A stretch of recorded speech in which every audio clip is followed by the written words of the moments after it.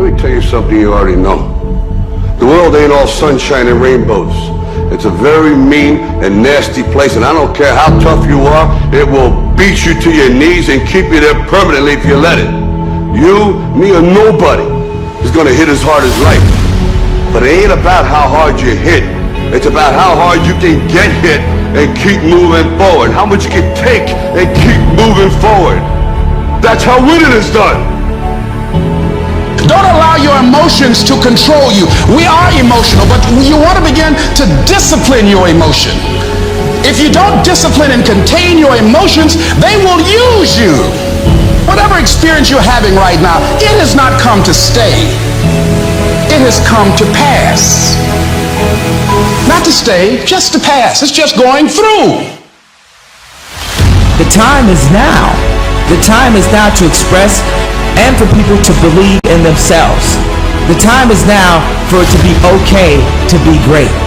If you want to begin to move into your own personal greatness, if you want to begin to really enjoy a happy, successful, healthy life, you've got to be willing to go against the tide. You've got to be willing to harness your will and say, in spite of this, I'm in control here. I'm not going to let this get me down. I'm not going to let this destroy me. I'm coming back, and I'll be stronger and better because of it. You have got to make a declaration that this is what you stand for.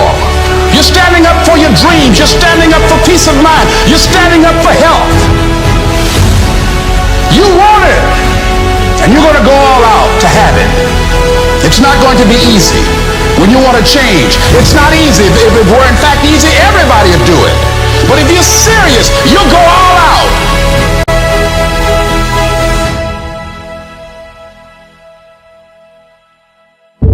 But like I always say, life is 10% what happens to you, it's 90% what you do about it. The first step is getting completely and brutally honest enough to say, I am tired of myself. When you say I'm sick and tired of being sick and tired, that's the facilitator of change.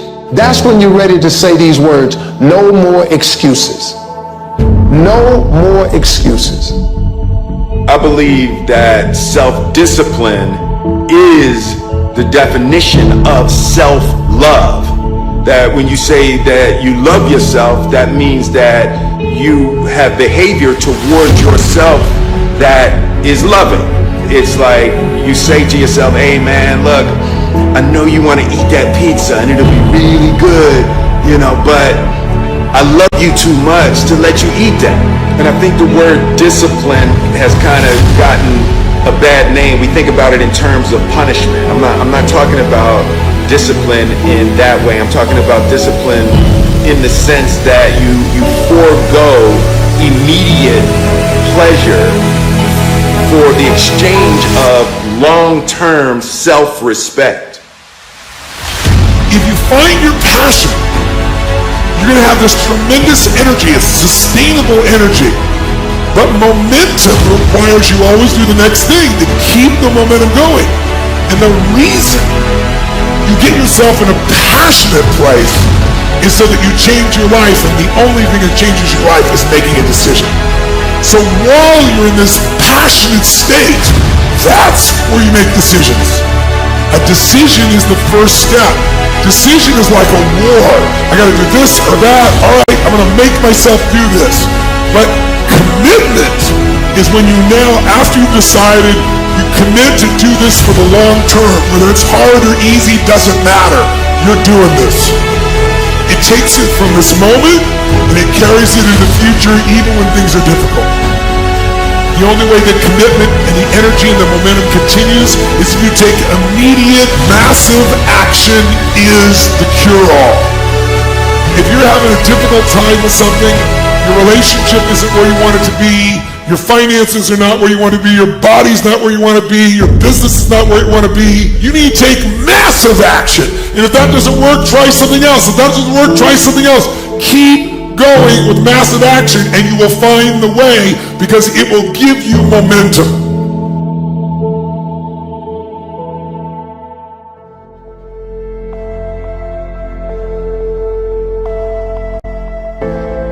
I don't want to be an icon. I want to be an idea, you know? I want to represent an idea.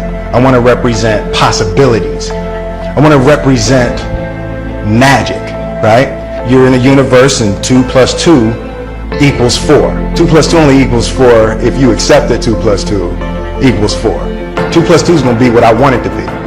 There's a redemptive power that making a choice has, you know, rather than feeling like you're a threat to all the things that are happening.